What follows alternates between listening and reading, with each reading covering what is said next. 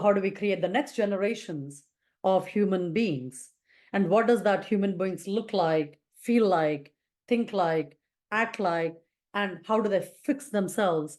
And what is that machinery that we're born? What does that future machinery looks like, right? So this is really important to understand. The faster we embrace the shift, the more one is tuned to understand it is not one way of living, which is not the only way of living in the past. That is really, really important, right? Like most of the time we think that, hey, living healthy means we have to go back. Going back is to not live in the past. Going back to understand ourselves on how we functioned. It's our own learning of our system in that context. When the context shifts, it doesn't matter what world that is. It's more about how are we evolving, and is my current system attuned to that environment or the changing environment?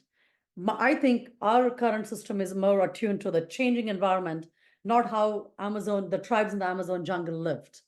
There's a lot that we can learn, but the question is, it should become a choice, not as the only way of actually saying that we can treat ourselves healthy, because without the surgical mechanism, I don't think we would be here. So it is not that the current system is bad. Current system is amazing, but it is everything runs its course once we have new ways of understanding and treating myself.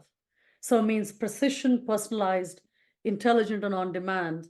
And after that, it is a choice, right? And then we can talk about lifespan and a whole bunch of other modalities and treatments and drugs, but engineering ourselves, we're going to constantly engineering ourselves out of this in whatever that is, because we are adaptable and we adapt.